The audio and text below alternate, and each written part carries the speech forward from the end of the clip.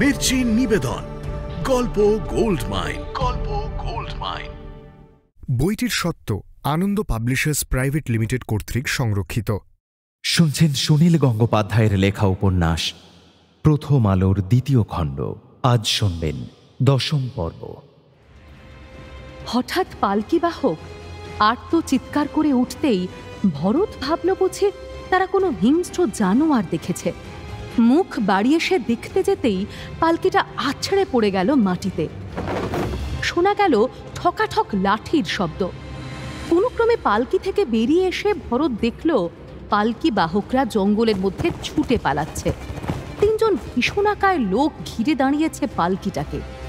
তাদের মধ্যে একজন একটা তলোয়ার ভরতের বুকে ঠেকিয়ে বলল, চুপ করে দাঁড়া, চেঁচালে তোর গর্দান যাবে। দিনে দুপুরে ডাকাতি! ভরত যেন বিশ্বাসই করতে পারছে না। পালকি বাহকরা মারামারি করতে জানে না, সেটা তাদের কাজের শর্তও নয়। অস্ত্রধারী পাইক দুজনের মধ্যে একজনের পাত্তা নেই, অন্যজন মাটিতে পড়ে ছটফট করছে। ভরত একবার ভাবল, এ কি ভাগ্যধরের কাজ! সেই ডাকাত লেলিয়ে দিয়েছে। এইভাবে সে আমাকে পর্যদস্ত করতে চায়। যদিও এটা বিশ্বাস করা শক্ত, তবুও ভরতের মনে হয়। সে কোনো ক্রমে ফ্যাকাশে গলায় বলল,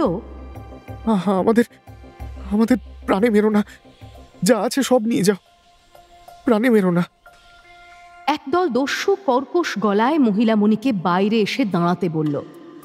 মহিলামণি এক হাতে ছেলেকে বুকে চেপে ধরে অন্য হাতে খুলতে লাগলো শরীরের গহনা। দস্যুরা পোঁটলা পোঁটলি সব নিল। মহিলামণির অলংকার নিল, শিশুর হাত থেকে বালা দুটিও খুলে নিল। শিশুটি এতক্ষণ কিছু বোঝেনি, এবার সে কেঁদে উঠল। কিন্তু দস্যুরা শুধু অর্থ অলংকার লুট করতেই আসেনি। একজন মহিলামণির বুক থেকে সবলে শিশুটিকে ছিনিয়ে নিয়ে ছুঁড়ে দিল ঝোপের মধ্যে। অন্য একজন মহিলামণির এক হাত চেপে ধরে হ্যাঁচকা টান মারল। ভরত যেন পাথর হয়ে গেল। চোখের সামনে শেষ হয়ে যাচ্ছে তার সাময়িক সুখের সংসার। তার মনের মধ্যে চলতে লাগলো ভাবনা, ঈশ্বর আমাকে দয়া করে যা দিয়েছিলেন তাও আমার ভাগ্যে সইল না। আমার জীবনে এরকম বিপদ আসে বারবার, আর কারুর জীবনে তো এমন ঘটে না। শুধু আমার জীবনটাই বিড়ম্বিত। এবারের বিপদটাই চরম। এরপর আর আমার বেঁচে থাকার কি মানে হয়? মহিলামণি আকুল আর্তনাদ করতে করতে তাকাচ্ছে ভরতের দিকে। 2 জন দস্যু তাকে মাটিতে ফেলে দিয়ে ছেঁচড়াতে লাগলো। হঠাৎ ভরতের শরীরে যেন আবার প্রাণ ফিরে এলো। সে লাফিয়ে উঠল। যে দস্যুটি ভরতের বুকে তলোয়ার ছুঁয়েছিল সে একটু পিছিয়ে গেল, কিন্তু সে তলোয়ার তুলেই আছে। ভরত প্রাণের মায়া না করে ঝাঁপিয়ে পড়ল তার উপর। লোকটিকে মাটিতে ফেলে দিয়ে তলোয়ারটি কেড়ে নিতে সমর্থ হল। এখন যেন ভরতের শরীরে অসুরের শক্তি। সে তলোয়ার উঁচিয়ে বলল, হারামজাদা, ছাড় ওকে, আজ তোরা মরবি। ভরত কোনোদিন তলোয়ার চালানো শেখেনি। শারীরিকভাবে লড়াই করার প্রবৃত্তিও তার হয়নি কখনো, কিন্তু এই মুহূর্তে তার উপরে যেন মন্ত্র শক্তি ভর করেছে। সে একা 3 ডাকাতকে প্রতিহত করে যেতে লাগলো। তার শরীরে কোনো আঘাত লাগছে কিনা সে সম্পর্কে কোনো ভ্রুক্ষেপও করছে না।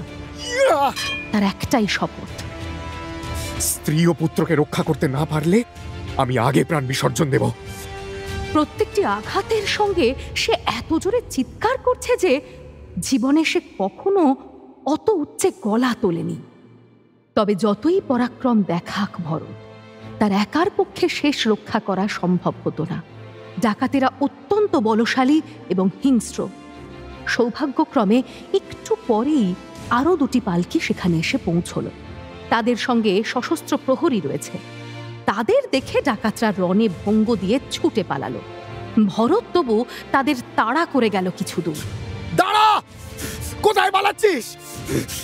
দাঁড়া! তারপর পেছন ফিরে যেই দেখল বিপদ কেটে গেছে, তখনই সে মূর্ছিত হয়ে পড়ে গেল মাটিতে। অন্য যাত্রীদের সহায়তায় রেল স্টেশনে পৌঁছতে আর কোনো অসুবিধে হলো না। এই ঘটনার পর ভরত উপলব্ধি করল সংসারে নিরবচ্ছিন্ন সুখ বলে কিছু নেই। প্রেমময়ী স্ত্রী কিংবা স্বাস্থ্যবান সুন্দর সন্তান পেলেও মনের মতন জীবন কাটানো সম্ভব নয়। সব সময় বিপদের জন্য সতর্ক থাকতে হয়। আমাকে লড়াই করতে হবে। ভাগ্যধরের মতন মানুষই হোক আর পথের মধ্যে দস্যু দলই হোক, যে কোনো প্রতিবন্ধকতার বিরুদ্ধে লড়াই করার প্রস্তুতি না রাখলে পায়ের তলার চোরা বালির মতন দুর্ভাগ্য আমাকে টেনে নেবে। কটকে গিয়ে আমি ব্যাংকের ম্যানেজার হিসেবে নিজের কাছে একটা বন্দুক রাখার আবেদন জানাবো। কিন্তু পরবর্তী বিপদটি অতর্কিতে এমনভাবে এলো যে তার বিরুদ্ধে ভরতের লড়াই করার কোনো উপায় রইল না। মহিলামণির পিত্রালয়ে 2-3 দিন বিশ্রাম নেওয়ার পর বেশ সুস্থ হয়ে উঠল ভরত। এ বাড়িতে তাদের অভ্যর্থনা জানাবার কোনো ত্রুটি হয়নি। মহিলামণির পুত্র সন্তানটিকে দেখলেই আদর করতে ইচ্ছে করে, সেই মন কেড়ে নিল সকলের। মহিলামণির অসুস্থ পিতা নাতির মুখ দেখে 5টি মোহর উপহার দিলেন। এ পরিবারে অনেকদিন কোনো পুত্র সন্তান জন্মায়নি। দস্যুরা যে মহিলামণির হাত ও চুলের মুঠি ধরে মাটিতে ফেলে লাঞ্ছনা করেছিল, তাতে তার শরীরের চেয়েও মনে আঘাত লেগেছে বেশি। সেই আঘাত সে কাটিয়ে উঠতে পারছে না। তার স্বামী যে অসীম বীরত্ব দেখিয়ে তাকে রক্ষা করেছে, সেজন্য কৃতজ্ঞতার ভাষাও তার মুখে ফোটে না। সে কথা বলছেই খুব কম, যখন তখন চক্ষু দিয়া জল গড়ায়। রাত্রিরে বিছানায় শুয়ে ভরতের হাত তার শরীরে ছোঁয়া লাগলে সে ফুঁপিয়ে কেঁদে ওঠে। ভরত তার মাথায় হাত বুলিয়ে দিতে দিতে বলে, ওটা ছিল দুঃস্বপ্ন, ভুলে যাও মণি। অমন আর কখনো হবে না। আমি বেঁচে থাকতে আর কেউ তোমাকে ছুঁতে পারবে না, বুঝলে? দুঃস্বপ্ন ছিল মণি। শ্বশুরবাড়িতে নিজের থাকার ইচ্ছে ছিল না ভরতের। স্ত্রীপুত্রকে এখানে রেখে সে জজ সাহেবের বাড়িতে উঠতে পারত, কিন্তু ক্ষতবিক্ষত শরীর নিয়ে প্রথমে এখানেই আসতে হয়েছিল।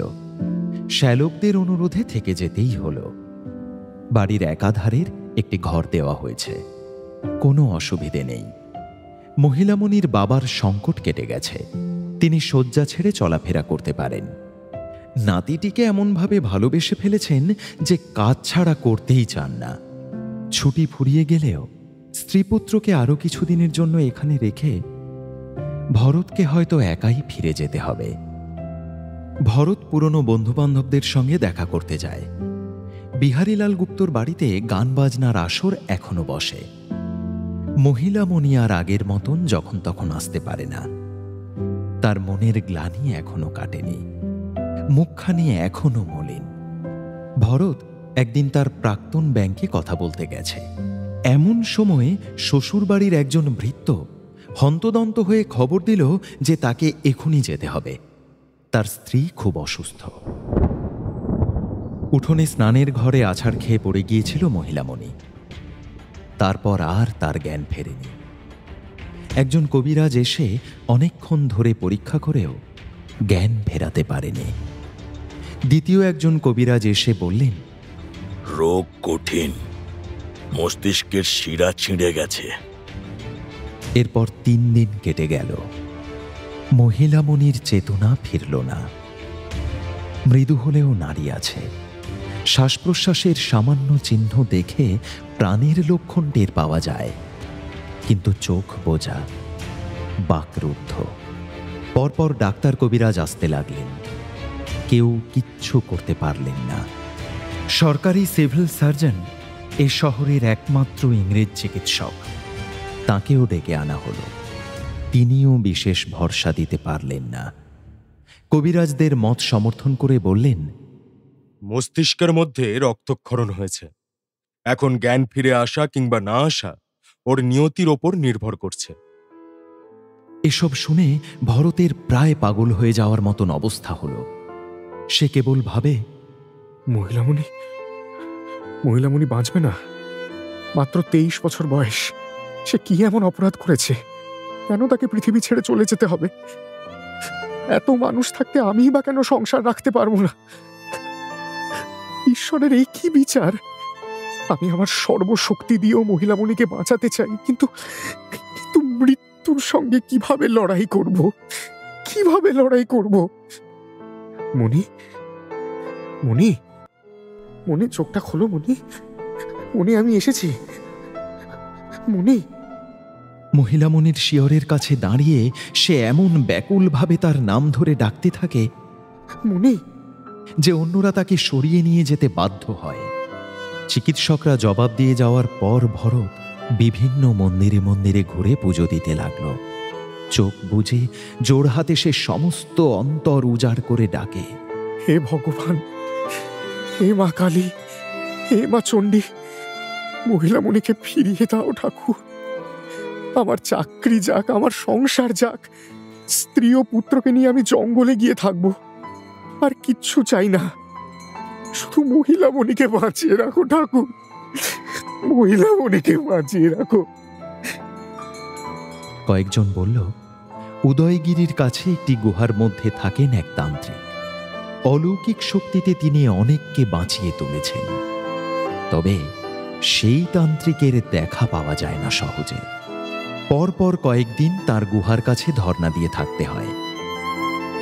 ভরত ছুটে গেল উদয়গিরিতে। প্রচণ্ড শীতের মধ্যেও ঝর্ণায় স্নান করে শুধু ধুতির খুঁট গায়ে জড়িয়ে সে গুহার সামনে শুয়ে পড়ল। গুমড়ে গুমড়ে বলতে লাগলো, বাঁচাও, বাঁচাও, মহিলামণিকে বাঁচাও। আমি মরি তাতেও ক্ষতি নেই, আমার সন্তানের জননীকে বাঁচিয়ে দাও। হে ভগবান, দয়া করো।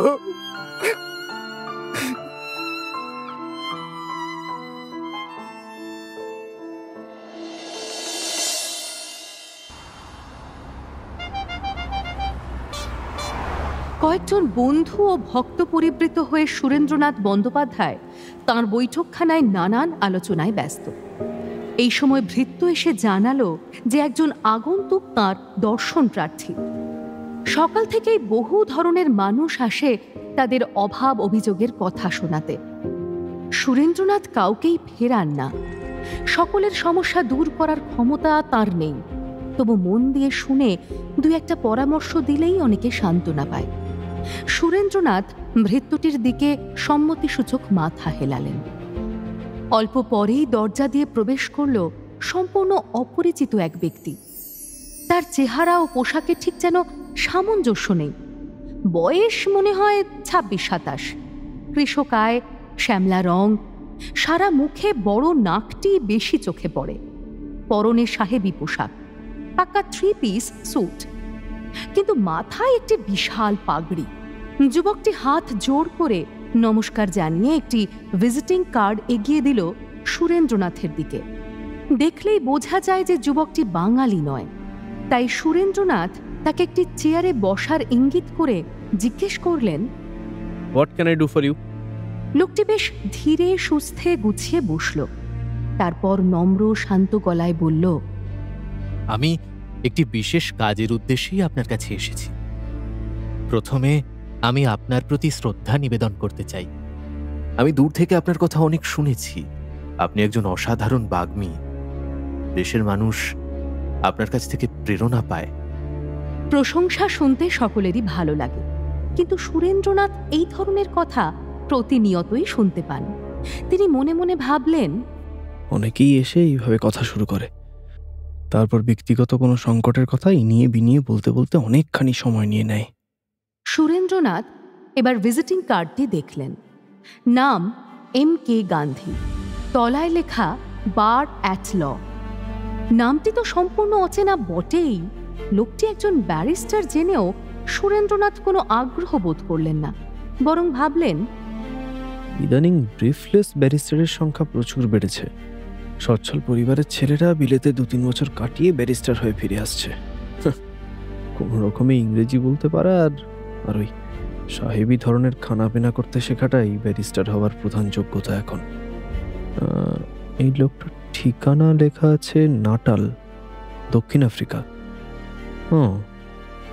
ওই দেশে তো ভারত থেকে নিয়মিত শ্রমদাস পাঠানো হয়, ইংরেজরা যাদের বলে কুলি। এই লোকটা তাহলে সেই সব কুলিদের ব্যারিস্টার নাকি? কথায় কথায় গান্ধী নামে যুবকটি জানালো যে দক্ষিণ আফ্রিকাতেও ভারতীয় জাতীয় কংগ্রেসের একটা শাখা প্রতিষ্ঠিত হয়েছে। আমি সেখানকার সম্পাদক। এতেও সুরেন্দ্রনাথ আকৃষ্ট বোধ করলেন না। কংগ্রেসের সংগঠন বেশ অগোছালো।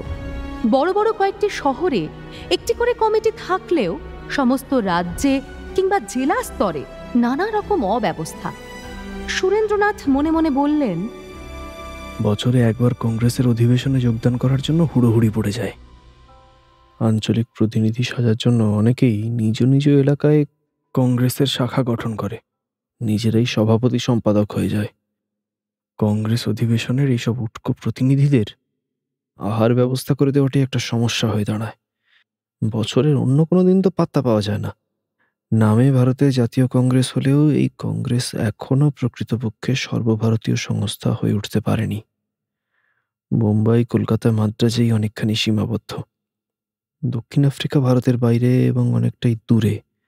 সেখানকার কংগ্রেসের শাখাকে নিয়ে কে মাথা ঘামাতে যাবে? আর নিজের সময় নষ্ট না করে আসল কথায় আসার জন্য সুরেন্দ্রনাথ জিজ্ঞেস করলেন, মিস্টার গান্ধী, আপনি ঠিক কী প্রয়োজনে আমার কাছে এসেছেন যদি একটু খুলে বলেন। গান্ধী তার কোটের পকেট থেকে একটি ছোট্ট পুস্তিকা বার করল। সেটাতে সবুজ মলাট দেওয়া। পুস্তিকাটি সুরেন্দ্রনাথের দিকে বাড়িয়ে দিয়ে বলল, আপনি যদি এটা একটু দয়া করে পড়ে দেখেন। সুরেন্দ্রনাথ পুস্তিকাটি হাতে নিলেন বটে, কিন্তু উল্টেও দেখলেন না। এক্ষুনি পড়তে হবে তার কোনো মানে নেই। তিনি গান্ধীর দিকে সরাসরি তাকিয়ে থেকে যেন বলতে চাইলেন, আর কি কিছু বলবেন? হ্যাঁ, এবার আসল কাজের কথাটা বলি। মিস্টার ব্যানার্জি, আমি একটা ব্যাপারে আপনার সাহায্য চাই। আপনি একটি জনসভা সংগঠনের ব্যবস্থা করুন। সেখানে আমি দক্ষিণ আফ্রিকার ভারতীয়দের অবস্থা সবাইকে জানাবো। সেখানকার ভারতীয়রা যে কত রকমভাবে বর্ণবৈষম্যের শিকার, কত অবিচার হয় তাদের ওপর, সেসব বিষয়ে আমার প্রত্যক্ষ অভিজ্ঞতা আছে। সুরেন্দ্রনাথ স্থির দৃষ্টিতে চেয়ে রইলেন। এই পাগড়ি পরা উটকো ব্যারিস্টারটির দাবি তার কাছে অনেকটা স্পর্ধার মতো শোনালো। তিনি সুরেন্দ্রনাথ বন্দ্যোপাধ্যায়, অতিশয় ব্যস্ত মানুষ, একটা কলেজের অধ্যক্ষ। বেঙ্গলি নামে পত্রিকার সম্পাদনার দায়িত্ব তার। তাছাড়া কংগ্রেসের অনেক কাজের ভার তাঁর ওপর। তিনি একটি অজ্ঞাত কুলশীল ব্যক্তির জন্য সভার ব্যবস্থা করতে যাবেন। সুরেন্দ্রনাথ নিরসভাবে বললেন, দেখুন, আমি তো সভা সংগঠন করি না। অন্যরা যদি সভা ডেকে সেখানে অনুরোধ জানায়, তখন সেখানে গিয়ে বক্তৃতা দিই। আমি তো এখানে কাউকে চিনি না। আমার পক্ষে সভা ডাকা সম্ভব নয়। আপনি স্বনামধন্য পুরুষ, সেই জন্যই আপনার সাহায্য চাইতে এসেছি। সভা ডাকা হলেই যে লোকে শুনতে আসবে তার কোনো মানে আছে কি? আমি বোম্বাই, পুনা ও মাদ্রাজে কয়েকটা সভায় এ বিষয়ে বলেছি। লোকে মন দিয়ে শুনেছে। আমার এই পুস্তিকাটিও লোকে আগ্রহের সঙ্গে পড়ে দেখেছে। কলকাতার মতন একটা প্রাণবন্ত শহরের মানুষ দূরের আত্মীয়দের সম্পর্কে জানতে চাইবে না? সুরেন্দ্রনাথ আর অসহিষ্ণুতা গোপন করতে পারলেন না। শুধু শুধু সময় নষ্ট হচ্ছে। তিনি উঠে দাঁড়িয়ে বললেন, মিস্টার গান্ধী, এই বিষয়ে আমি আপনাকে কোনো সাহায্য করতে পারছি না। আপনি রাজা পিয়ারী মোহন মুখার্জি কিংবা মহারাজ যতীন্দ্র মোহন ঠাকুর এই ধরনের ব্যক্তিদের সঙ্গে দেখা করুন। এরা প্রভাবশালী লোক, ব্রিটিশ ইন্ডিয়ান অ্যাসোসিয়েশন পরিচালনা করেন। এরা ইচ্ছে করলে সভা টভা ডাকতে পারেন। সুরেন্দ্রনাথ স্পষ্ট ইঙ্গিত দিলেও গান্ধী তৎক্ষণাৎ স্থান ত্যাগের ইচ্ছে প্রকাশ করল না। সে পকেট থেকে একটি নোটবুক বার করে বলল, কি কি নাম বললেন? আমি একটু লিখে নিই। আচ্ছা, ওদের ঠিকানা? সুরেন্দ্রনাথ তার এক সহচরের দিকে নির্দেশ করে বললেন, ওনার কাছ থেকে জেনে নিন, আমি একটু ব্যস্ত আছি। তারপর তিনি পাশ ফিরে রাজা বিনয় কৃষ্ণদেবের সঙ্গে কথাবার্তা শুরু করে দিলেন। সেই বাড়ি থেকে বেরিয়ে হাঁটতে লাগলো গান্ধী। সে উঠেছে গ্রেট ইস্টার্ন হোটেলে। এখান থেকে বেশ দূর, কিন্তু সে হাঁটতে ভালোবাসে। সে ভাবে, হেঁটে না ঘুরলে একটা শহরকে ঠিক মতন চেনাও যায় না। কলকাতা শহরে প্রকৃতপক্ষেই তার প্রথম আসা। এর আগে দক্ষিণ আফ্রিকা থেকে ফেরার সময় জাহাজ এসে ভিড়েছিল কলকাতা বন্দরে। কিন্তু সেখানে নেমেই সে হাওড়া স্টেশনে গিয়ে ট্রেন ধরেছিল। শহরের কিছু তার দেখা হয়নি। এবার সে হেঁটে হেঁটে ঘুরছে এই শহরের নানান অঞ্চলে। বড় সুন্দর এই শহর, পথঘাট পরিচ্ছন্ন, রাজপথের দুধারের বাড়িগুলোর গড়ন নানা রকম, ঝকঝকে রং করা, যেন নতুনের মতন। মাঝে মাঝে উদ্যান ও জলাশয়। এত জুড়ি গাড়ি আমি ভারতের আর কোনো শহরে দেখিনি। এই শহরটাকে ঠিক জনবহুল বলা যায় না। কোনো কোনো অঞ্চলে রাস্তায় বেশ কিছু পথ চলতি মানুষ দেখা গেলেও কোনো কোনো অঞ্চল একেবারে ফাঁকা। অধিকাংশ বাড়ির সঙ্গে কিছুটা খালি জমি কিংবা বাগান। যেগুলো খুব বড় বাড়ি, ধনীদের প্রাসাদ, সেগুলির বাগানে বিভিন্ন মর্মর মূর্তি ও ফোয়ারা। এক একটা রাস্তায় গিয়ে তো আমার চমক লেগে যায়, মনে হয় অবিকল লন্ডন শহরের মতন। এসপ্ল্যানেডের ময়দান আর লন্ডনে হাইড পার্কও যেন একই রকম। গান্ধীর যেখানে জন্ম সেই গুজরাতের পোরবন্দর কলকাতা থেকে বহু দূরে, বলা যেতে পারে ভারতের দুই প্রান্তে।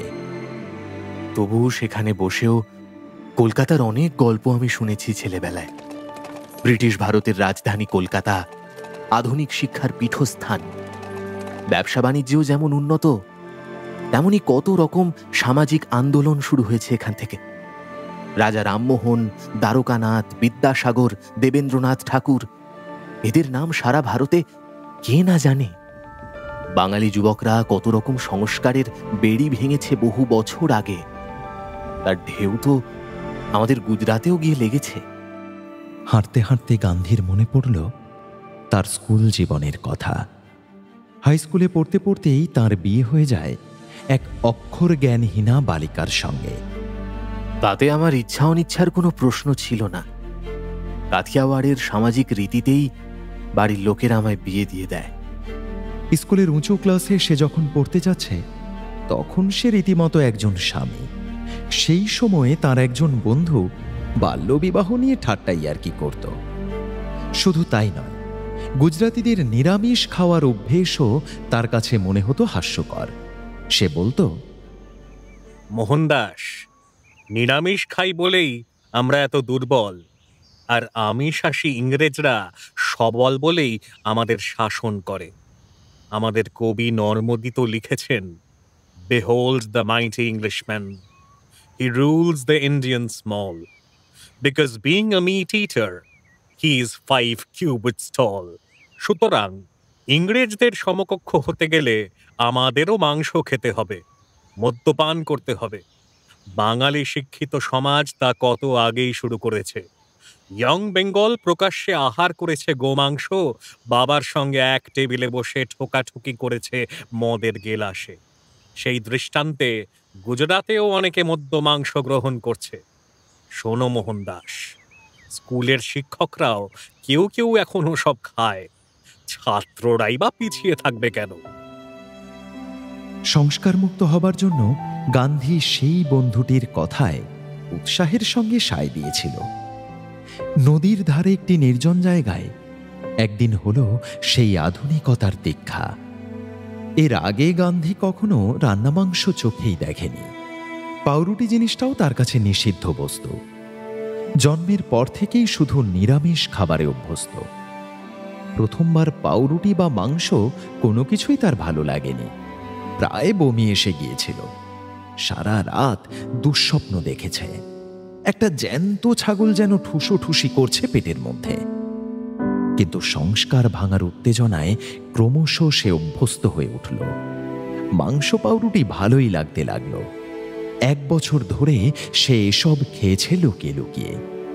শুধু এটুকুই নয়, বন্ধুটি তাকে নিয়ে গিয়েছিল আরও এক ধাপ এগিয়ে। শোনো মোহনদাস, নৈতিকতাও তো একটা সংস্কার। বিয়ে করেছ তো কি হয়েছে, তা বলে কি অন্য রমণীর সংসর্গ উপভোগ করা যাবে না? বন্ধুটি একদিন কিশোর গান্ধীকে নিয়ে গিয়েছিল এক বেশ্যালয়ে। সবকিছু শিখিয়ে পড়িয়ে বন্ধুটি একা তাকে ঢুকিয়ে দিল একটি স্ত্রীলোকের ঘরে। গান্ধী ধীর পায়ে তার খাটের এক পাশে বসল। তার সারা শরীর কাঁপছে, কিন্তু লজ্জায় সে নারীটির মুখের দিকে তাকাতে পারছে না। এমনিতেই সে লাজুক, তখন একটাও কথা ফুটছে না তার মুখে। নারীটি বলল, কি গো, ঘরে এসেছ? একবার আমার মুখের পানে চাও, আমিও তোমার বদনখানি একটু দেখি। মেয়েটি ছুটে এলে গান্ধী সরে সরে বসে, কোনো কথাই বলে না। শেষ পর্যন্ত বিরক্ত হয়ে মেয়েটি তাকে ঘর থেকে বের করে দেয়। সেদিন ঈশ্বর আমাকে রক্ষা করেছেন। ঈশ্বরের ওপর তার অগাধ বিশ্বাস। তবু সেদিনের সেই ঘটনার কথা মনে পড়লে গ্লানিতে তার মন ভরে যায়। ভাবে, বেশ্যাটির সঙ্গে শারীরিক সংসর্গ ঘটেনি বটে, কিন্তু আমি তো স্বেচ্ছায় ওই ঘরে ঢুকে খাটে বসেছিলাম। অর্থাৎ আমার মনের মধ্যে লোভ ও কাম ঠিকই ছিল। এরপরেও আরেকবার ইংল্যান্ডে থাকার সময় সে আরেক বন্ধুর পাল্লায় পড়ে বার বনিতালয়ে গিয়েছিল। সেবারেও শেষ পর্যন্ত কিছু ঘটেনি। ঈশ্বর তাকে রক্ষা করেছেন, কিন্তু দুবারই সে যে দুর্বল হয়ে পড়েছিল তাও ঠিক। গান্ধী এখন আবার সম্পূর্ণ নিরামিষাশী। আধুনিকতার সঙ্গে মাছ মাংস খাওয়ার যে কোনো সম্পর্ক নেই তা সে বুঝেছে। তবে আমিষ সে বর্জন করে সত্যের খাতিরে। মাংস জিনিসটা যখন তার বেশ মুখরোচক হয়ে উঠেছিল, তখনও তার মনের মধ্যে একটা কাঁটা খচখচ করত। বাড়ির কেউ কিছু জানে না, সবকিছুই চলছিল গোপনে। কোনোদিন জানতে পেরে মা যদি সরাসরি জিজ্ঞাসা করেন, তাহলে আমি কি উত্তর দেব?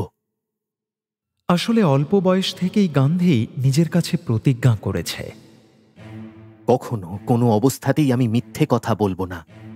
মাকেও আমি মিথ্যে কথা বলতে পারবো না। আর সত্য কথা স্বীকার করলে মা প্রচণ্ড আঘাত পাবেন। সেই কথা ভেবেই সে তার আমিষ আহারের গোপন অভিযান বন্ধ করে দিয়েছিল। বিলেতে যাবার সময় সে তার মায়ের কাছে প্রতিজ্ঞা করেছিল, কখনো মদ্যপান করব না, মাছ মাংস স্পর্শ করব না, কোনো রমণীর ঘনিষ্ঠ হব না। গান্ধীর বিলেত যাওয়াটা অনেকটা আকস্মিক। ম্যাট্রিক পাশ করার আগেই তার বাবার মৃত্যু হয়। সংসারের অবস্থাটা খারাপ হয়ে যায়। তার পিতামহরা দেশীয় রাজ্যের দেওয়ানি করেছে, কিন্তু এখন সেই পদের জন্য অনেক উমেদার। বিএ পাশ করা ছেলেরা বেকার ঘুরে বেড়াচ্ছে। গান্ধী ভাবনগর কলেজে ভর্তি হয়েছে। সেখানেও শহুরে ছেলেদের সঙ্গে প্রতিযোগিতায় সে পিছিয়ে পড়ছে। তার ভবিষ্যৎ অস্পষ্ট।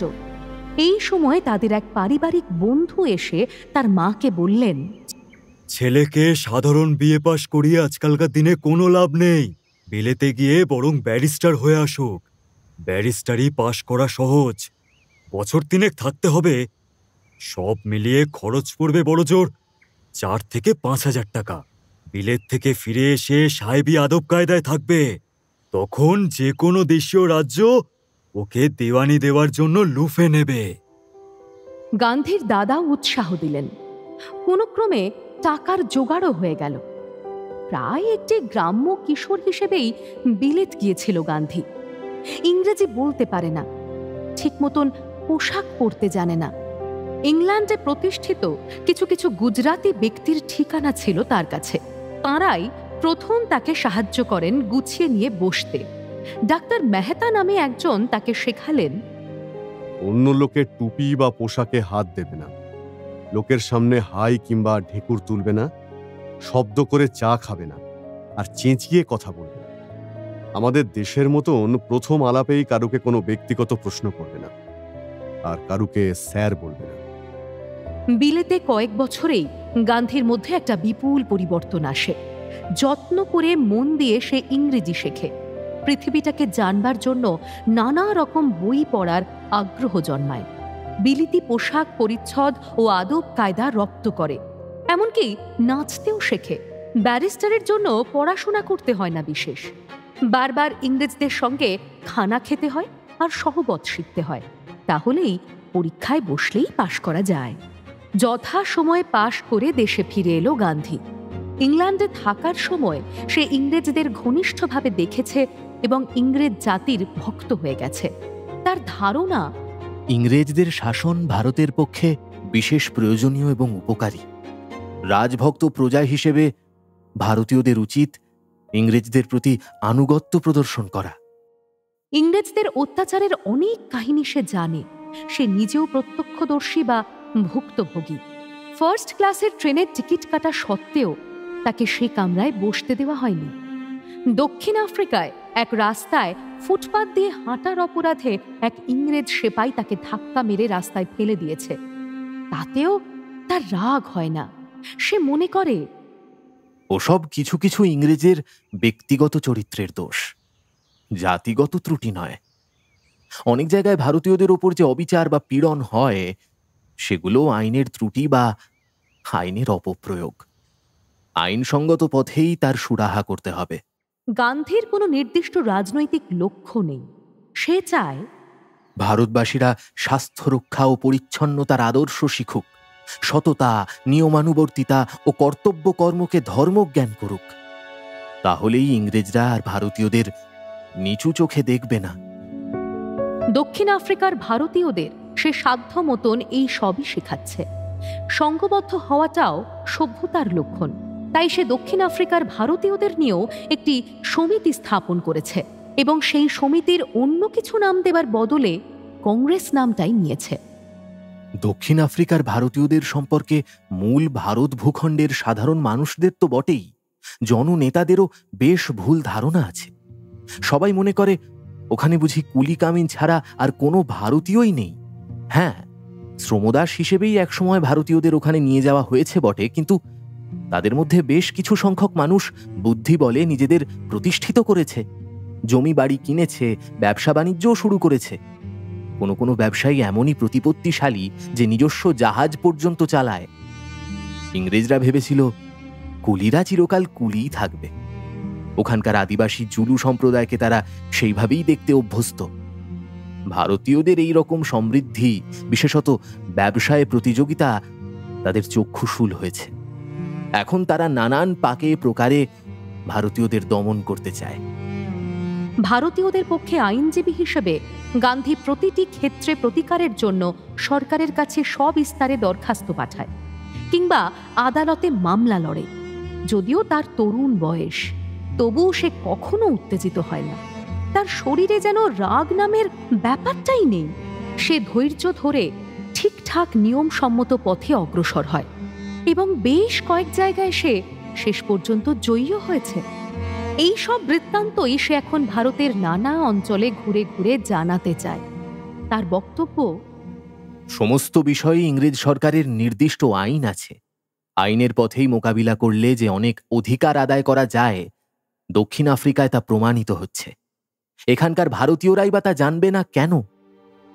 গ্রেট ইস্টার্ন হোটেলে ফিরে এসে মধ্যাহ্নভোজ সেরে গান্ধী আবার একটি ঘোড়ার গাড়ি ভাড়া করে উত্তরপাড়ার রাজা প্যারীমোহন মুখোপাধ্যায়ের সঙ্গে সাক্ষাৎ করার জন্য বেরিয়ে পড়ল। কিন্তু সুরেন্দ্রনাথের সঙ্গে দেখা করা যত সহজ, রাজা মহারাজাদের দেখা পাওয়া অত সহজ নয়। প্যারীমোহন অতিশয় ব্যস্ত মানুষ। শুধু জমিদার নন, সার্থক আইনজীবী এবং ব্রিটিশ ইন্ডিয়ান অ্যাসোসিয়েশনের একজন কর্তা ব্যক্তি। সেদিন দেখা হল না। বিমুখ হয়ে ফিরে এসেও নিরুদ্যম হল না গান্ধী। পরের দিন আবার গেল উত্তরপাড়ায়। প্যারীমোহন সংক্ষেপে ব্যাপারটা শুনলেন বটে, কিন্তু বিশেষ গুরুত্ব দিলেন না। তিনি বললেন, কেউ এসে বললেই কি হঠাৎ হুট করে মিটিং ডাকা যায়? আপনি বরং সুরেন বাড়ুজ্যের সঙ্গে দেখা করুন, তিনি যদি কিছু করতে পারেন। যতীন্দ্রমোহন ঠাকুরও এই একই কথা বললেন। গান্ধীর মনে হল, সুরেন্দ্রনাথের কাছে আবার ফিরে যাওয়ার কোনো মানে হয় না। তিনি স্পষ্ট প্রত্যাখ্যান করেছেন। তাহলে কি উপায়? গ্রেট ইস্টার্ন হোটেলে একজন ইংরেজ সাংবাদিকের সঙ্গে তাঁর আলাপ হল। লোকটির নাম এলার্থর, লন্ডনের ডেইলি টেলিগ্রাফের প্রতিনিধি। বিলেত ফেরত এই ব্যারিস্টারটির সঙ্গে এই সাংবাদিকটি কথা বলার অনেক বিষয় পেয়ে গেল। সে ওই হোটেলে লাঞ্চ খেতে এসেছিল, কিন্তু সে উঠেছে বেঙ্গল ক্লাবে। সে সেখানে গান্ধীকে নেমন্তন্ন করল পরদিন। কিন্তু হোটেল আর ক্লাবের মধ্যে অনেক তফাৎ আছে।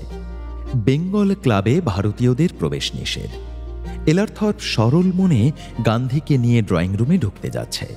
তখন একজন এসে বলল, ওই নটি ফটিকে ঢুকতে দেওয়া যাবে না। সে কি, ভারতের মাটিতে এই ক্লাব, অথচ সেখানে একজন ভারতীয় ঢুকতে পারবে না? এ আবার কি অদ্ভুত নিয়ম! তাছাড়া এই নেটিভ ভদ্রলোকটি ইউরোপীয় আদব কায়দায় সম্পূর্ণ অভ্যস্ত। কিন্তু নিয়ম হচ্ছে নিয়ম। রাগে গজগজ করতে করতে এলারথর্প বলল, ঠিক আছে, ড্রয়িং রুম বা ডাইনিং রুমে ওর প্রবেশ নিষেধ হলেও আমার ঘরে নিশ্চিত আমি যাকে ইচ্ছা তাকে নিয়ে যেতে পারি। সিঁড়ি দিয়ে উঠতে উঠতে এলারথর্প বলল, এদেশের ইংরেজগুলো দেখছি চাষা। গান্ধী মৃদু হাসল। ইংরেজ জাতির মধ্যে যেমন বেঙ্গল ক্লাবের কর্মচারীটির মতো মাথা মোটা লোক আছে, তেমনি এলারথর্পের মতো মানুষও তো আছে। সেই জন্যই তো ইংরেজ জাতির প্রতি তার কোনো বিদ্বেষ নেই। এই এলারথর্পের সূত্রেই গান্ধীর পরিচয় হল স্থানীয় পত্রিকা দ্য ইংলিশম্যানের সম্পাদক মিস্টার সন্ডার্সের সঙ্গে।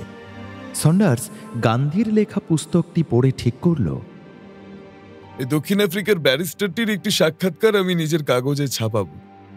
দক্ষিণ আফ্রিকা বিষয়ে এখানকার পাঠকরা কিছুই জানে না।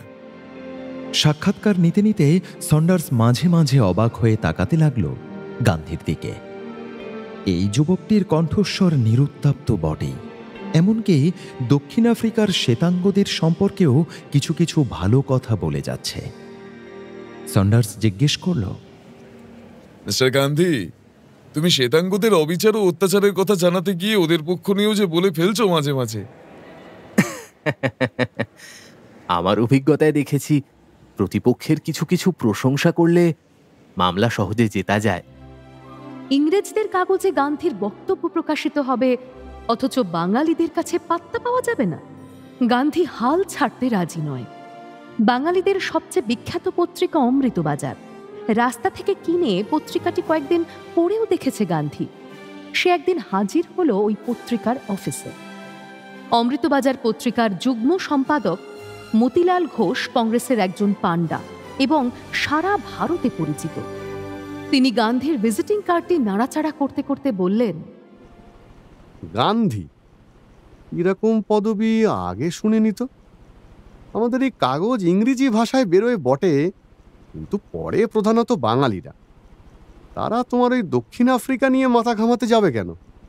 যেসব কুলি কামিন আর ব্যবসায়ীরা দক্ষিণ আফ্রিকায় গেছে, তারা গেছে ভারতের পশ্চিম উপকূল থেকে, ঠিক কিনা?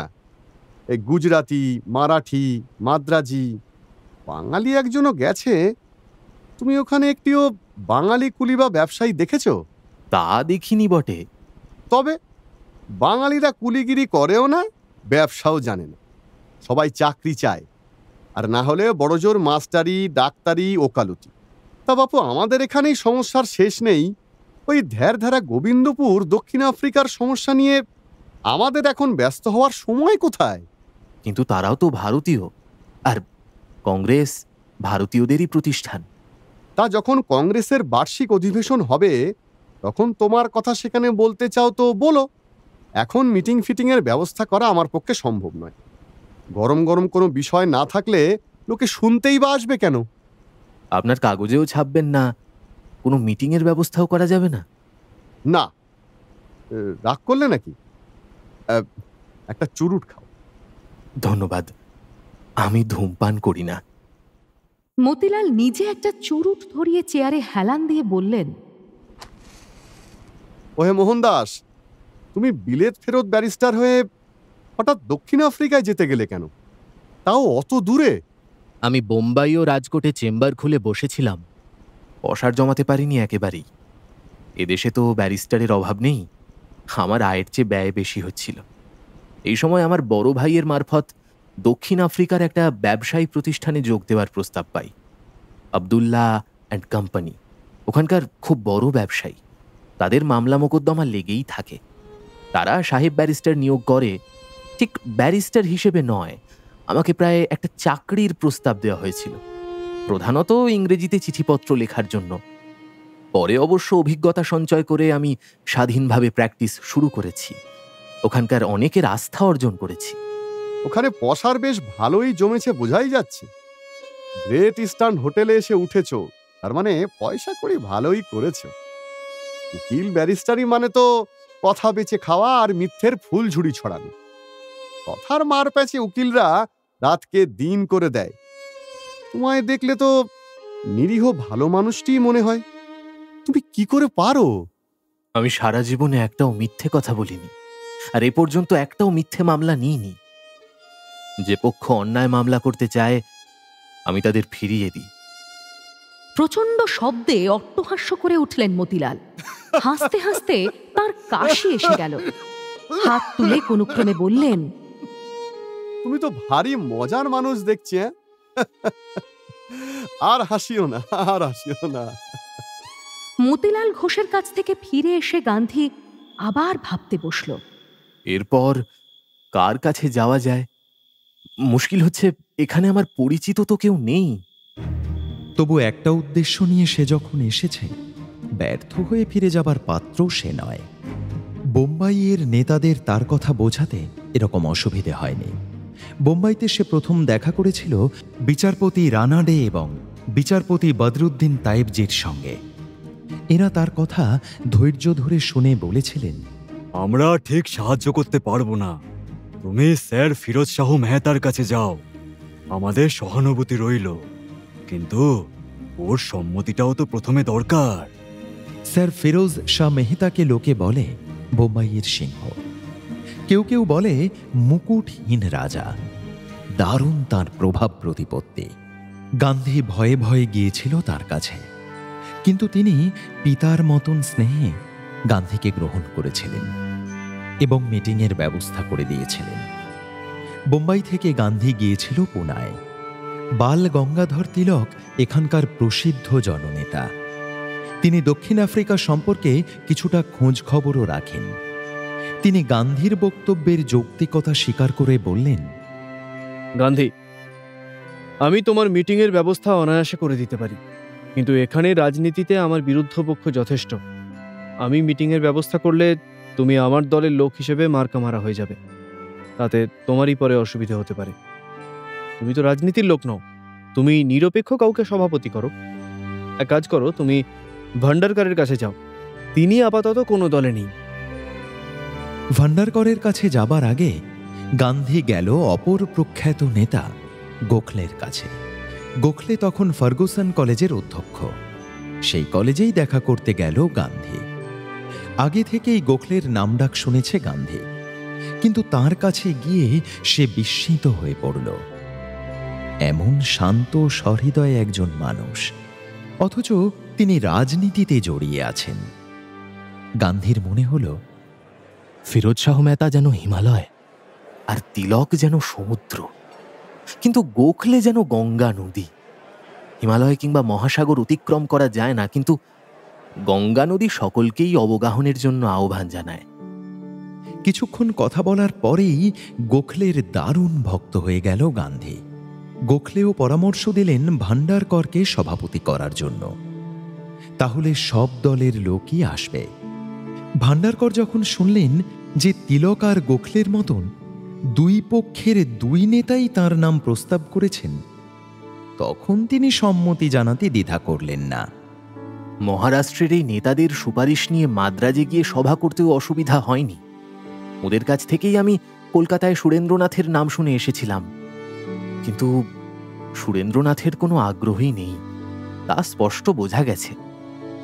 কলকাতায় কয়েকদিন থাকতে থাকতে গান্ধীজি জানতে পারল বঙ্গবাসী নামে একটি বাংলা সাপ্তাহিক পত্রিকা এখানে বেশ জনপ্রিয়। পত্রিকা বেরোনো মাত্রই হু হু করে কাটতি হয়ে যায়। গান্ধী ভাবল, তাহলে একবার এই পত্রিকার সম্পাদকের সঙ্গে দেখা করা যাক। বঙ্গবাসীর কার্যালয়ে গিয়ে গান্ধী বিস্মিত হয়ে গেল। প্রায় ৩০-৩২ জন লোক সেখানে লাইন দিয়ে বসে আছে সম্পাদকের সঙ্গে দেখা করার জন্য। সরকারি অফিসে যেমন লোকে যায়। দু একজনের সঙ্গে গান্ধী কথা বলে দেখল তাদের নানান রকম ব্যক্তিগত সমস্যা আছে। কারো প্রতি পুলিশ দুর্ব্যবহার করেছে, কেউ সম্পত্তি থেকে বঞ্চিত হয়েছে, কারোর সন্তান নিরুদ্দিষ্ট, একজন একজন করে সম্পাদকের ঘরে যাচ্ছে আর বেরিয়ে আসছে 2-1 মিনিটের মধ্যে। একবার সম্পাদকের ঘরে শোনা যাচ্ছে ক্রুদ্ধ চেঁচামেচি। একবার একজন কর্মচারী এসে বলে গেল, সম্পাদক মশাই আজ কারোর সঙ্গে দেখা করতে পারবেন না, আপনারা আজ বাড়ি যান। কিন্তু কেউ ওঠার লক্ষণ দেখালো না। সবাই বসে রইল গ্যাঁট হয়ে। গান্ধী সেই কর্মচারীটিকে নিজের কার্ড দিয়ে বলল, আমি এসেছি অনেক দূর থেকে। প্রায় 2 ঘন্টা অপেক্ষা করতে হলো, তবু ডাক এলো না। তারপর ঘর থেকে বেরিয়ে এলেন সম্পাদক মশাই যোগেন্দ্রচন্দ্র বসু। ধুতির কোঁচা লুটোচ্ছে মাটিতে, গায়ে একটি উত্তরীয় জড়ানো। গান্ধীর সামনে গিয়ে বলল, মিস্টার বসু, আমি এসেছি দক্ষিণ আফ্রিকা থেকে। পুরো কথা বলতে না দিয়েই যোগেন্দ্রচন্দ্র দুহাত ছুঁড়ে অতিষ্ঠ ভঙ্গিতে বলে উঠল, না না, আমি কোনো কথা শুনতে চাই। তোমরা কি আমাকে পাগল করে দেবে? সবাই ভাবে কাগজের সম্পাদক হয়েছি বলেই বুঝি আমাদের অনেক ক্ষমতা, সবার সব সমস্যা সমাধান করে দিতে পারি। আসলে আমার কোনো ক্ষমতাই নেই, কেউ কাজও করতে দেবে না। আমি কিচ্ছু শুনবো না, কিচ্ছু পারবো না। তোমরা সব যাও, এখন যাও তো এখান থেকে। গান্ধীর মতন অক্রোধীও কয়েক মুহূর্তের জন্য অপমানিত ও ক্রুদ্ধ হয়ে দাঁড়িয়ে রইল। তারপরই সহানুভূতি হলো সম্পাদকের জন্য। ভাবল, সত্যিই তো, সবাই মিলে এত জ্বালাতন করলে তিনি কাজ করবেন কিভাবে? এত লোকের ব্যক্তিগত সমস্যা উনি শুনতেই বা যাবেন কেন? কিন্তু গান্ধীর সমস্যাটা যে ব্যক্তিগত নয় তা তিনি বুঝতেও পারলেন না। আজ আর এই সম্পাদকের কাছে যাওয়া যাবে না বুঝতে পেরে সে বেরিয়ে এলো বাইরে। ভাবতে লাগল, বাঙালিদের মনোজগতে কি কিছুতেই প্রবেশ করা যাবে না? দেশের রাজধানী এই কলকাতা, বুদ্ধিজীবীদের প্রধান কেন্দ্র। এখানে আমি সম্পূর্ণ অপরিচিতই থেকে যাব। বাঙালিদের নৈতিক সমর্থন পাওয়া আমার জন্য খুবই জরুরি, কারণ ইংরেজরা বাঙালিদের মতামতের গুরুত্ব দেয়। বাঙালিদের দৃষ্টি আকর্ষণ করার বিশেষ কোনো উপায় আছে কি? এর মধ্যে গান্ধী আরো কয়েকটি নাম সংগ্রহ করেছে। খাতা খুলে দেখে নিজের মনেই বলল, উমেশচন্দ্র ব্যানার্জি, আনন্দমোহন বসু, জানকীনাথ ঘোষাল, এরাও এখানকার বিশিষ্ট নেতা। এদের বাড়ি বাড়ি গিয়ে দেখা করতে হবে, কেউ না কেউ তার কথা নিশ্চয়ই শুনবে। কিন্তু হোটেলে ফিরেই গান্ধী একটা টেলিগ্রাম পেল। দক্ষিণ আফ্রিকার ডারবান থেকে ডাক এসেছে, পার্লামেন্ট শুরু হচ্ছে জানুয়ারি মাসে, আপনি এক্ষুনি ফিরে আসুন। মিটিংয়ের ব্যবস্থা কিংবা বাঙালিদের সঙ্গে যোগাযোগ আর হলো না। পরদিনই গান্ধীকে রওনা দিতে হলো বোম্বাইয়ের দিকে।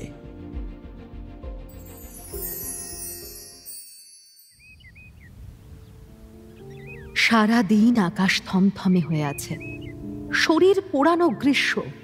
এই বৈশাখ মাসে এদেশের সমস্ত মানুষের মনই যেন চাতক পক্ষী হয়ে থাকে। বারবার চোখ যায় আকাশের দিকে। এখন আকাশে নীলিমার চিহ্ন মাত্র নেই, অথচ যে মেঘ ঢেকে আছে দিগন্ত অবধি তাও কেমন যেন বর্ণহীন। এরকম গরমে কাজ করাই দায়। রবির শীত এবং গ্রীষ্মবোধ দুই যেন বেশ কম। শীতকালে যেমন তিনি খুব একটা উষ্ণ বস্ত্র অঙ্গে চাপান না, খুব গরমের সময়ও তাঁর তেমন অস্থিরতা প্রকাশ পায় না। ঘরে ঘরে টানা পাখার ব্যবস্থা আছে। ঠাকুরবাড়ির কর্তা ও গৃহিণীরা সারা দুপুর ঘরের বার হন না। রোদের আঁচ লাগলে গাত্রবর্ণ মলিন হয়ে যাবে বলে কুমারী ও তরুণী বধূরা সব ঘরের দরজা জানলা বন্ধ করে রাখে। ভৃত্যেরা বাইরে বসে পাখার দড়ি টানে। রবি কিন্তু দ্বীপ্রহরেও বেরিয়ে পড়েন প্রায়। তাঁর ছাতার দরকার হয় না। সকালে কিংবা সন্ধ্যের পর তিনি লিখতে বসেন 3 তলার মহলের ঢাকা বারান্দায়। সেখানে টানা পাখার ব্যবস্থা নেই। তিনি হাত পাখাও ব্যবহার করেন না। দরদর করে সারা শরীরে ঝরতে থাকে ঘাম, তাতেও ভ্রুক্ষেপ নেই রবির। কোনো রাতেই আমার তাড়াতাড়ি শুয়ে পড়তে ইচ্ছে করে না। বাড়ির সবাই যখন ঘুমিয়ে পড়ে তখন সেই নিস্তব্ধতা আমি উপভোগ করি সর্বাঙ্গ দিয়ে। সংসারের চিন্তা, বিষয়কর্মের চিন্তা যেন সম্পূর্ণ মুছে যায় মন থেকে। নদীর তরঙ্গের মতন ছুটে আসে কবিতার পংক্তি। কোনো কোনো দিন কিছু না লিখলেও কাগজ কলম নিয়ে টেবিলে বসে থাকতে ভালো লাগে। না লেখা কবিতা নিয়ে খেলা করতেও যে কত আনন্দ পাওয়া যায় তা অন্য কেউ বুঝবে না। রবির ছেলে মেয়েদের মধ্যে মাধুরী আর রথি কিছুটা বড় হয়েছে।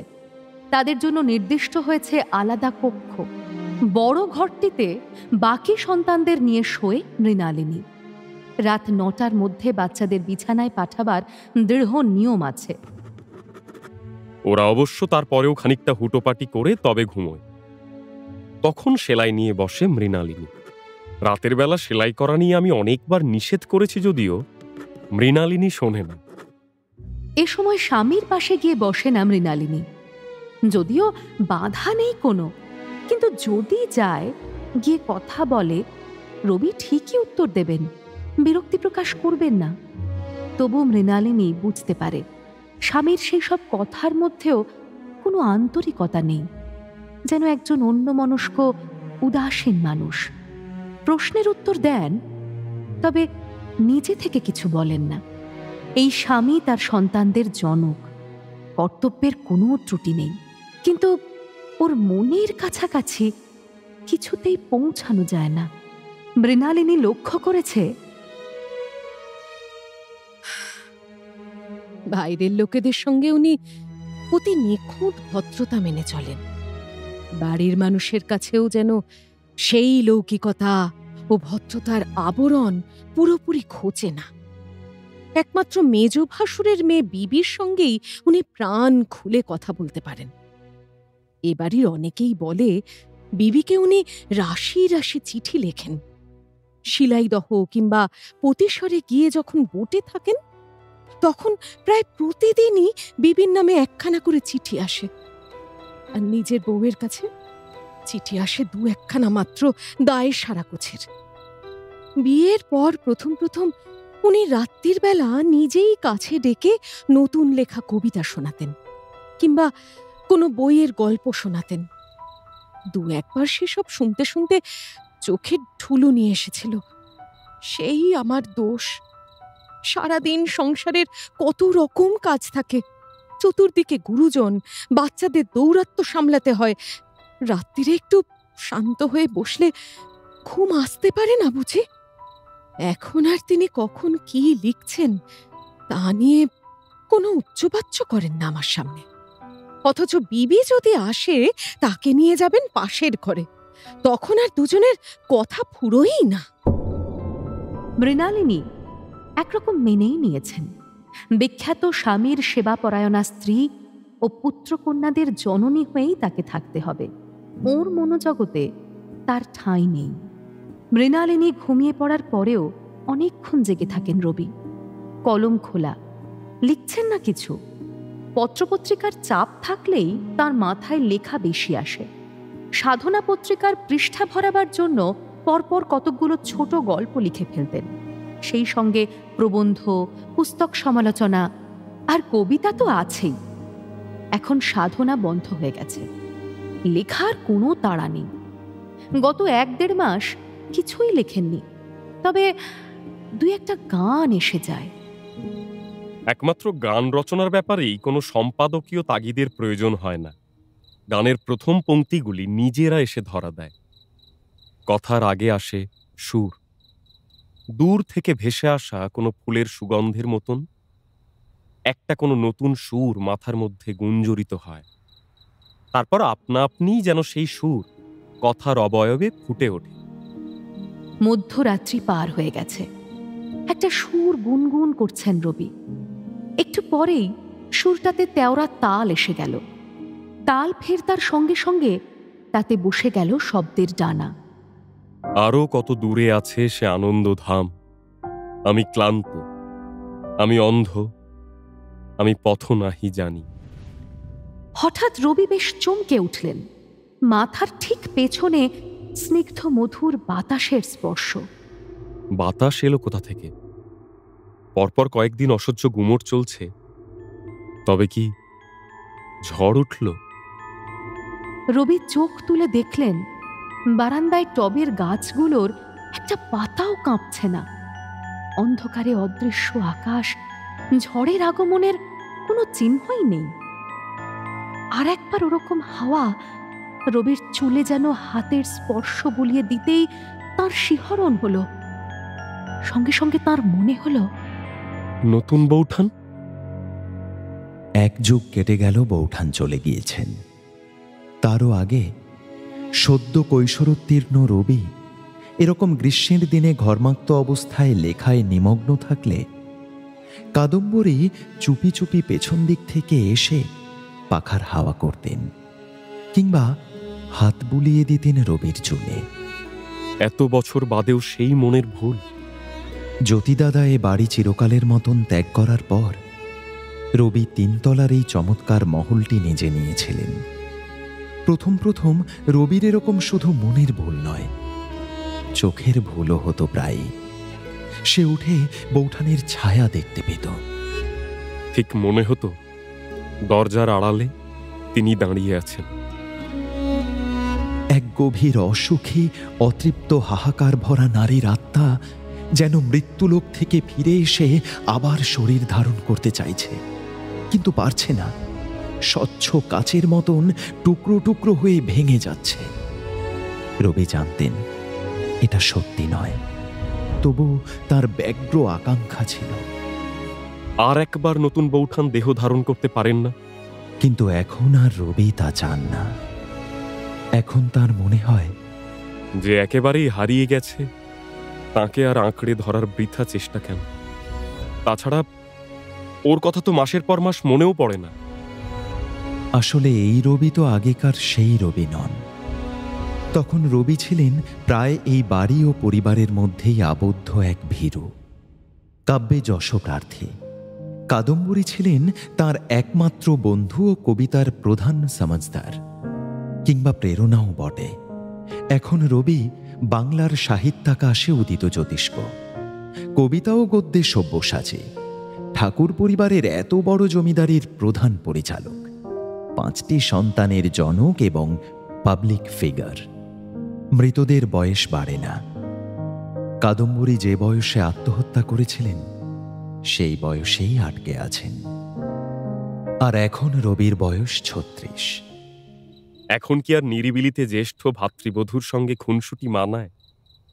বিশেষত যার শরীরী অস্তিত্বই নেই। রবির মনে পড়ল বছর 2 আগেকার এমনই একটি রাতের কথা। সে রাতে রবি সত্যি বেশ উতলা হয়ে পড়েছিলেন। মধ্যরাতে হঠাৎ ঝড় উঠেছিল। রবি একটি প্রবন্ধ রচনায় ব্যস্ত ছিলেন। বারান্দা ছেড়ে ঘরের মধ্যে চলে এসে বন্ধ করে দিলেন সবকটি জানালা। আবার যেই লেখাতে মনোনিবেশ করেছেন, একটু পরেই মনে হলো কে যেন ঠক ঠক করছে একটা জানলায়। শব্দ শুনলে মনে হয় কেউ যেন ব্যাকুলভাবে কিছু বলতে চাইছে। খুলে দাও, দ্বার খুলে দাও। ঝড়ের মধ্যে আমি বাইরে থাকতে পারছি না, ভেতরে আসতে দাও আমাকে। রবি অনেকক্ষণ চেয়ে রইলেন জানলাটার দিকে। কেউ নেই। 3তলার বারান্দায় কারুর পক্ষে এসে দাঁড়ানো সম্ভবই নয়। তবু ঠকঠক শব্দ হচ্ছে ঠিকই, এবং তার ভাষা যেন ওই রকম। রবি ভাবলেন নিশ্চয়ই কোনো একটা ছিটকিনি আলগা আছে। রবি উঠে গিয়ে জানলাটা খুলে ঠিক করতে যেতেই এক ঝলক হাওয়া ঢুকে এলো। বাইরে মাতামাতি করছে ঝোড়ো বাতাস। ধারালো বৃষ্টির ফোঁটাও পড়তে শুরু করেছে। হাওয়ার সঙ্গে সঙ্গে ঘরের মধ্যে এলো একটা জুঁই ফুল। অতি সামান্য কোনো ব্যাপারও এক এক সময় কত গভীর তাৎপর্যমণ্ডিত হয়ে উঠতে পারে। বারান্দায় সার সার সাজানো ফুলের টব, তাতে অনেক জুঁই, বেল, রজনীগন্ধা ফুটে আছে। একটা জুঁই ফুল ঝড়ের তোড়ে ঘরের মধ্যে এসে পড়তেই পারে, কিন্তু রবির মনে হলো হাওয়া যেন কারুর আত্মা, আর ফুলটা সেই ছুঁড়ে দিয়েছে যার ওই ফুল ছিল খুব প্রিয়। সঙ্গে সঙ্গে রবির মনে পড়ল ঠিক 10 বছর আগে বৈশাখ মাসের এই দিনটিতেই নতুন বৌঠান আত্মঘাতিনী হয়েছিলেন। এ কথা আমার সারাদিন মনে পড়েনি। ভুলেছিলাম কি করে? এ বাড়িতে অন্য কারুর এই দিনটা স্মরণ করার কোনো প্রশ্নই ওঠে না। কেউ তার নাম ভুলে উচ্চারণ করে না, যেন কাদম্বরী নামে কোনো বধূ এ পরিবারে কোনো দিনই ছিল না। অন্যরা না স্মরণ করুক, আমিও মনে রাখবো না। ফুলটি মেঝে থেকে তুলে নিয়েছিলেন রবি। জানলা খোলা রাখা যায় না, ভেতরে বৃষ্টির ছাট আসছে। বন্ধ করলেন বটে, কিন্তু ছিটকিনিটা সত্যিই নড়বড়ে। আবার খটাখট শব্দ শুরু হলো, এবং সেই শব্দ শুনে রবির মনে হলো যে নতুন বৌঠান আবার ভেতরে আসতে চাইছেন। অশরীরীর সঙ্গে মানুষের ভাষায় কথা বলা যায় না। আগের লেখাটি সরিয়ে রেখে রবি অন্য একটি কাগজে লিখলেন, বিলম্বে এসেছ, রুদ্ধ এবে দ্বার, জনশূন্য পথ, রাত্রি অন্ধকার, গৃহহারা বায়ু করি হাহাকার, ফিরিয়া মরে। জানলার বাইরে থেকে ব্যাকুল কণ্ঠে যেন কেউ এর উত্তর দিল, গৃহহারা বায়ু নয়, আমি সে, আমি সে। আমাকে চিনতে পারছো না? এই আকুলতা শুনে রবি আবার লিখলেন, তোমারে আজিকে ভুলিয়াছে সবে, শুধাইলে কেহ কথা নাহি কবে, এহেন নিশীথে আসিয়াছ তবে কিসের তরে। লিখতে লিখতে রবির চোখ জ্বালা করে উঠল, গলায় অবরুদ্ধ হলো বাষ্প। ভুলিয়াছে সবে, এটা কি বড় বেশি কঠিন হয়ে গেল না? কেউ তার নাম উচ্চারণ করে না বটে, কিন্তু মন থেকে কি ইচ্ছে করলেই মুছে ফেলা যায়? কত সাধ করে নতুন বৌঠান সাজিয়েছিলেন এই 3 তলার মহল। এখনো অনেক কিছুতেই রয়ে গেছে তাঁর হাতের চিহ্ন। সবকিছু ছেড়ে নিজেই তো চলে গিয়েছিলেন, তবে আর ফিরে আসা কেন? বিদেহী আত্মা কি পুরনো অধিকার ফিরে পেতে পারে? এ দুয়ারে মিছে হানিতেছ কর। রবির চোখ দিয়ে ফোঁটা ফোঁটা জল ঝরে পড়ছে কাগজের ওপর, তবু তিনি লিখে যাচ্ছেন, যেথা একদিন ছিল তোর গেহ, ভিখারির মতো আসে সেথা কেহ, কার লাগি জাগে উপবাসী স্নেহ, ব্যাকুল মুখে ঘুমায়েছে যারা তাহারা ঘুমা, দুয়ারে দাঁড়ায়ে কেন দাও ডাক, তোমারে হেরিলে হইবে অবাক সহসা রাতে। পাশের ঘরে দুধের শিশুটি হঠাৎ কেঁদে উঠতে রবির ঘোর ভেঙে গিয়েছিল। সহসা বাস্তব এসে যেন এক খুঁয়ে উড়িয়ে দিল পরাবাস্তবতা। তখন জানালার খটখটানিতে স্পষ্ট বোঝা যায় আলগা ছিটকিনির শব্দ। বাইরের ঝড় শুধুই ঝড়, তাতে কারুর মুখ ভাসে না। 2 বছর বাদে আজ রাতে আবার সেই অনুভূতি। আজও সেই বৈশাখের বিশেষ দিন। মাঝখানের বছরটিতে বৈশাখের এ সময় রবি কলকাতায় ছিলেন না, তাই কিছু খেয়ালও হয়নি। তবে কি শুধু এ বাড়ির 3 তলার এই বারান্দার আশেপাশেই সেই আত্মা ঘোরাফেরা করে? এক যুগ কেটে গেছে, তারপরেও। রবি উঠে গিয়ে বারান্দার রেলিংয়ে ভর দিয়ে দাঁড়ালেন। না, নেই, সে কোথাও নেই। আত্মা বলে যদি কিছু থাকেও, তবু তা পার্থিব কামনা বাসনা নিয়ে ফিরে আসে না। এসবই আমার নিজের মনের রসায়ন। 2-1 বার বিদ্যুৎ চমক দিচ্ছে দূর দিগন্তে। ঝড় ও বৃষ্টি আসন্ন। বৃষ্টির খুব প্রয়োজন এখন। শহরে এখন কলেরা ও পান বসন্তের খুব উপদ্রব চলছে। মহারাষ্ট্র থেকে ছড়াচ্ছে প্লেগের আতঙ্ক। এইসব রোগ মহামারীর কাছে মানুষ অসহায়। একমাত্র প্রবল বর্ষণেই রোগের বীজাণু ধুয়ে যেতে পারে। এই ধরনের বাস্তব কথা মনে এনে রবি নতুন বৌঠানের অশরীরী অস্তিত্বকে দূরে সরিয়ে দিতে চাইলেন। 10-12 বছর কোথা দিয়ে কেটে গেল। এখনো রবির অনেক রচনায় কাদম্বরীর ছায়া এসে যায়। এক সময় যেমন আমার সদ্য লেখা কবিতা ওকে শোনাবার পর ওর মতামত শুনে কিছু কিছু পংক্তি অদল বদল করতাম, এখনো তেমনই যেন তিনি নিঃশব্দে পাশে এসে দাঁড়ান হঠাৎ হঠাৎ। আমার কলম দিয়ে তিনি তাঁরই বিলাপ, তাঁর মর্মবেদনা লিখিয়ে নেন। ওই মুখ, ওই হাসি, কেন এত ভালোবাসি, কেন গো নীরবে ভাসি অশ্রুধারে, তোমারে হেরিয়া যেন জাগে স্মরণে, তুমি চিরপুরাতন চিরজীবনে। অন্য কেউ এসব কবিতার সঠিক মর্ম বুঝবে না। তুলিয়া অঞ্চল খানি, মুখ পরে দাও টানি, ঢেকে দাও দেহ, করুণ মরণ যথা, ঢাকিয়াছে সব ব্যথা সকল সন্দেহ। যে কবিতায় এইসব লাইন আছে সেই কবিতাটি মৃত্যুর পরে নাম দিয়ে ছাপা হবার পর অনেকে মনে করেছিল ওটা বুঝি বঙ্কিমবাবুর স্মরণে লেখা। মূর্খ আর কাকে বলে? ভাবুক, যার যা খুশি ভাবুক। যদি অন্তরে লুকাবে বসিয়া হবে অন্তর জয়ী, তবে তাই হোক। দেবী অহরহ জনমে জনমে রহ তবে রহ, নিত্য মিলনে নিত্য বিরহ, জীবনে জাগাও প্রিয়ে।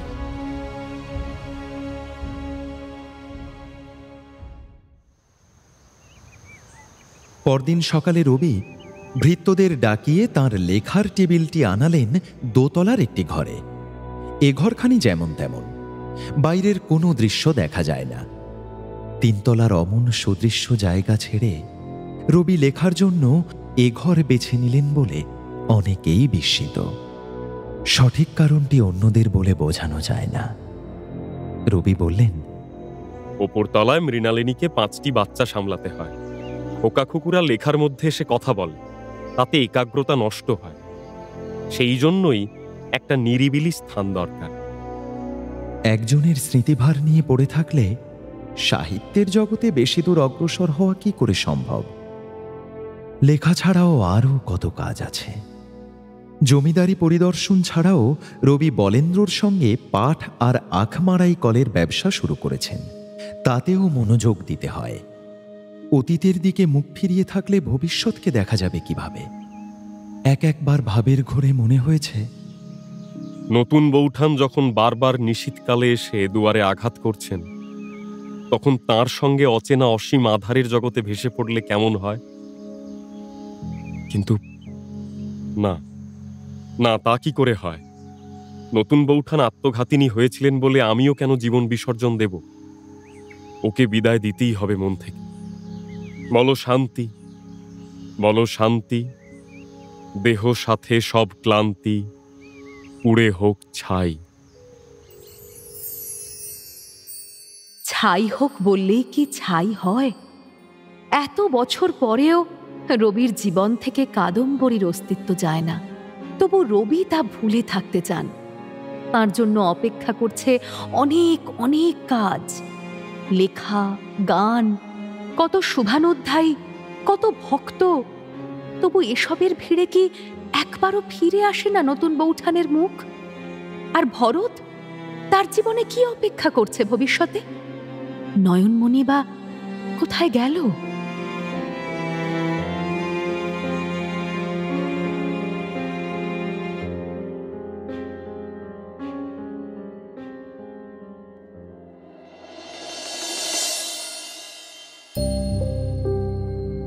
শুনলেন সুনীল গঙ্গোপাধ্যায়ের প্রথম আলো। আজ শুনলেন 10ম পর্ব। উপস্থাপনায় শিবাশিস বন্দ্যোপাধ্যায়, নাট্যরূপ অর্পিতা চট্টোপাধ্যায়, পর্ব পরিচালনায় দেবলীনা আচার্য, সৃজনশীল পরিচালনা ইন্দ্রাণী চক্রবর্তী, আবহ সঙ্গীত কৌশিক দাস, প্রযোজনায় ভিজুয়াল অডিও। গল্প পাঠে স্পন্দন দাস এবং দেবশ্রী মুখার্জি। ভরত মির্চি অগ্নি, গান্ধীজি সায়ন্তন ঘোষ, মেহতা অভিষেক মুখার্জি, অ্যালথর্প সৌরভ চক্রবর্তী, তিলক সৌম্য চক্রবর্তী, রবি সৌমেন চক্রবর্তী, মৃণালিনী জৈত্রী ব্যানার্জি, কাদম্বরী বুলবুল চক্রবর্তী এবং অন্যান্য শিল্পীরা।